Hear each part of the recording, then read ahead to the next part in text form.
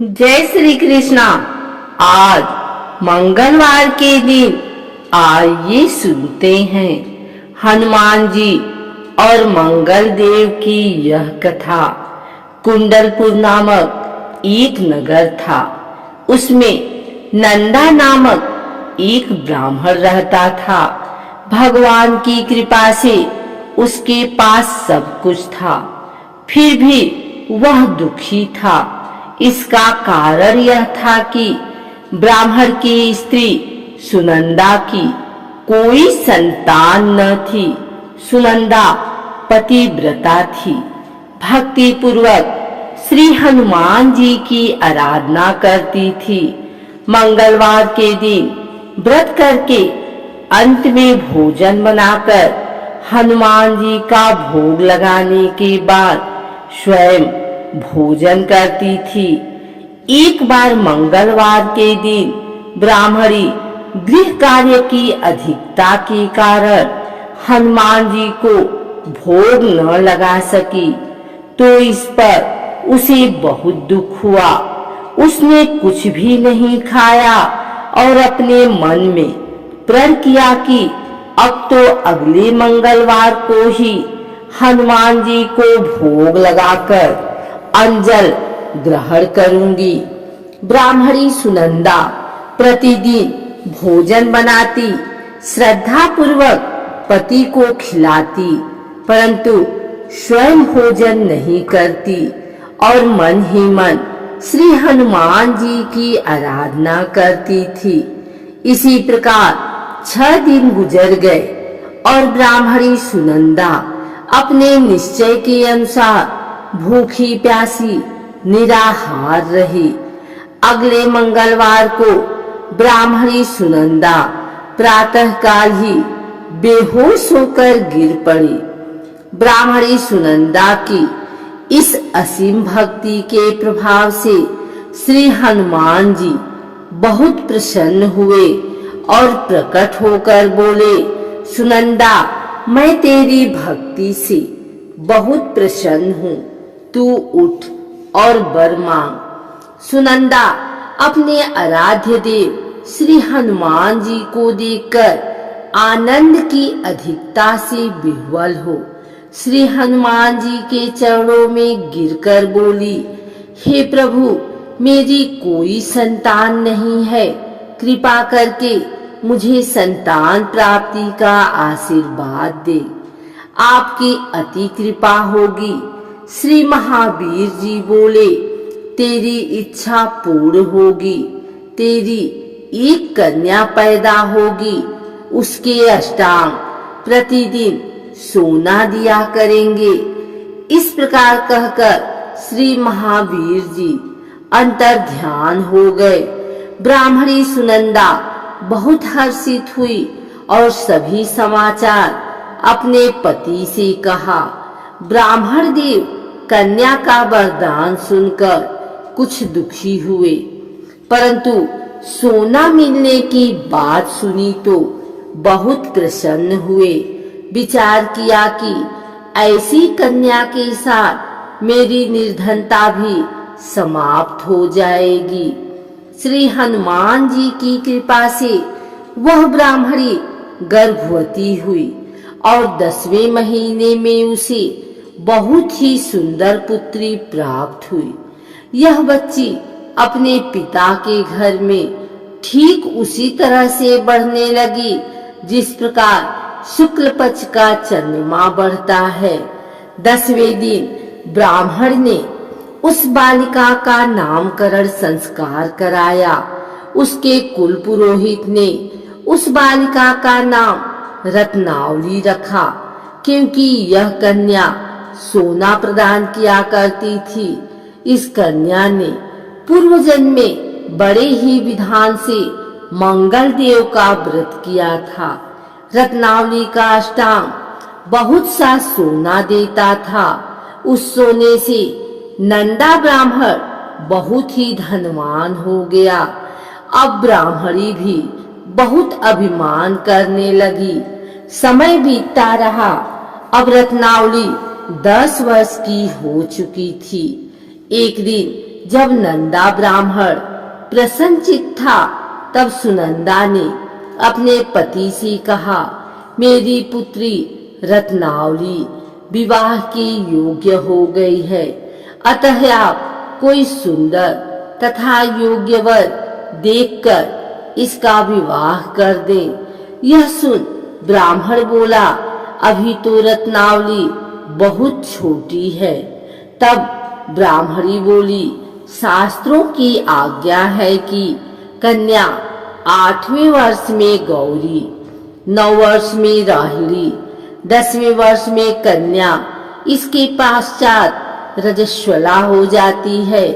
गौरी के दान से पाताल लोक की प्राप्ति होती है, राहिणी के दान से बैकुंठ लोक की प्राप्ति होती है, कन्या के दान से इंद्रलोक के सुखों की प्राप्ति होती है।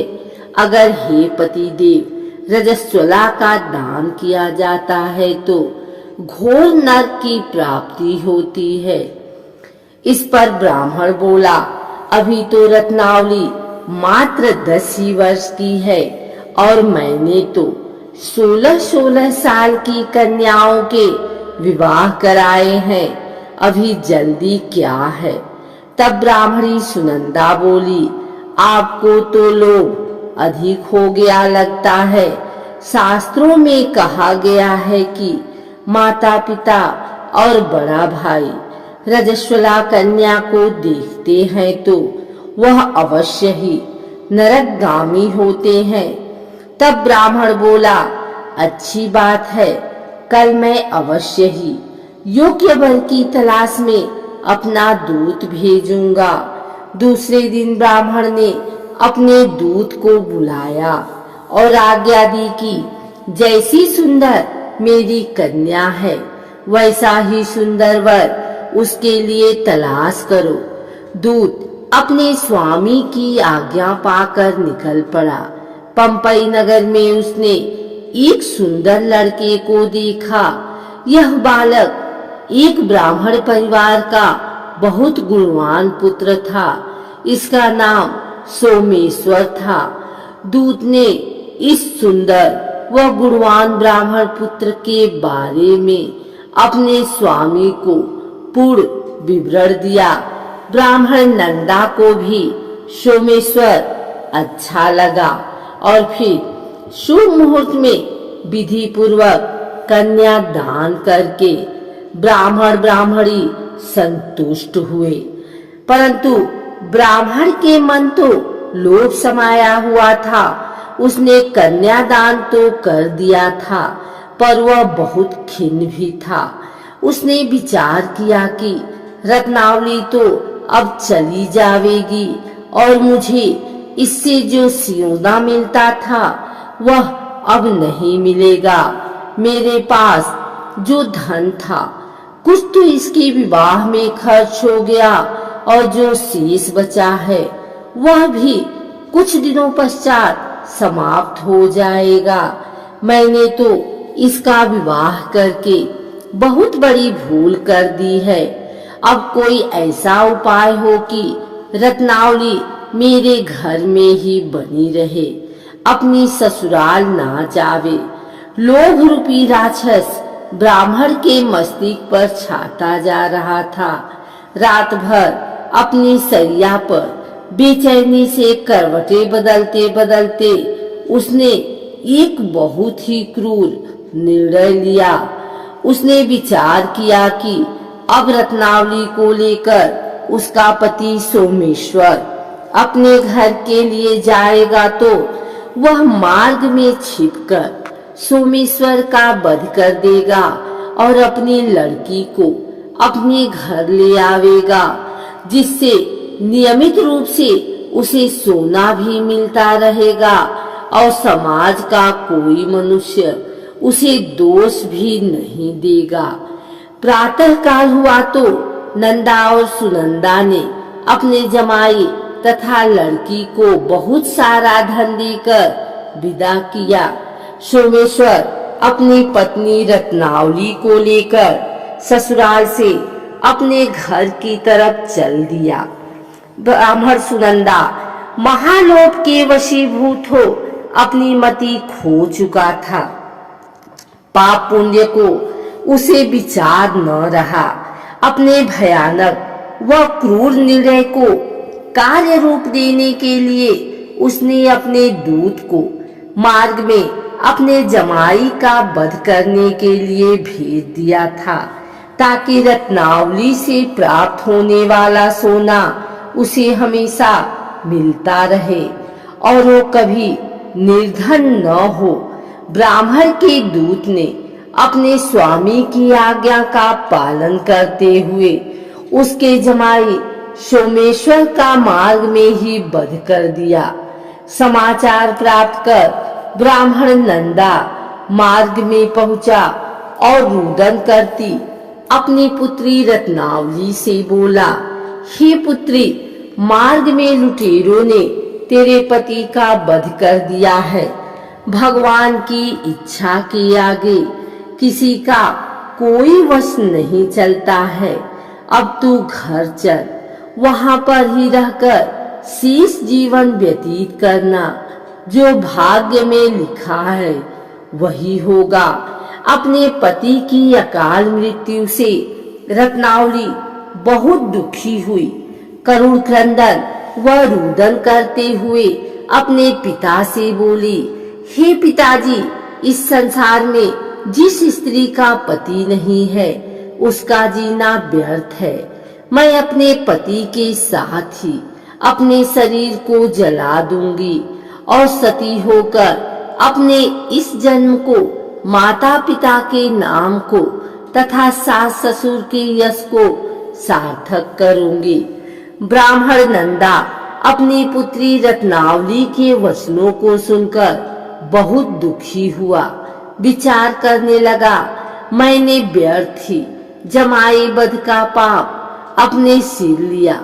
रत्नावली तो उसके पीछे अपने प्राण तक देने को तैयार है। मेरा तो दोनों तरफ से मरण हो गया। धन तो अब मिलेगा नहीं। जमाई वध के पाप के फलस्वरूप यम यातना भी भुगतनी पड़ेगी। यह सोचकर वह बहुत खिन्न हुआ। सोमेश्वर की चिता बनाई गई। रत्नावली सती होने की इच्छा से अपने पति का सिर अपनी गोदी में रखकर चिता में बैठ गई।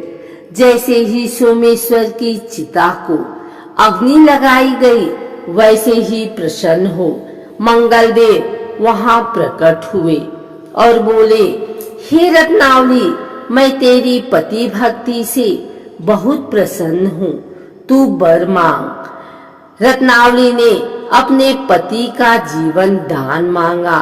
तब मंगलदेव बोले, रत्नावली, तेरा पति अजर अमर है, यह महाविद्यवान भी होगा और इसके अतिरिक्त तेरी जो इच्छा हो वर मांग। तब रत्नावली बोली, हे ग्रहों के स्वामी, यदि आप मुझ पर प्रसन्न हैं तो मुझे यह वरदान दीजिए कि जो भी मनुष्य मंगलवार के दिन प्रातःकाल लाल पुष्प, लाल चंदन से पूजा करके आपका स्मरण करे, उसको रोग व्याधि न हो, स्वजनों का कभी वियोग न हो, सर्प, अग्नि तथा शत्रुओं का भय न रहे। जो स्त्री मंगलवार का व्रत करे वह कभी विधवा न हो। मंगलदेव तथास्तु कहकर अंतर ध्यान हो गए। सोमेश्वर मंगलदेव की कृपा से जीवित हो उठा। रत्नावली अपने पति को पुनः प्राप्त कर बहुत प्रसन्न हुई और मंगलदेव का व्रत प्रत्येक मंगलवार को करके व्रतराज और मंगलदेव की कृपा से इस लोक में सुख ऐश्वर्य को भोगते हुए अंत में अपने पति के साथ स्वर्ग लोक को चली गई।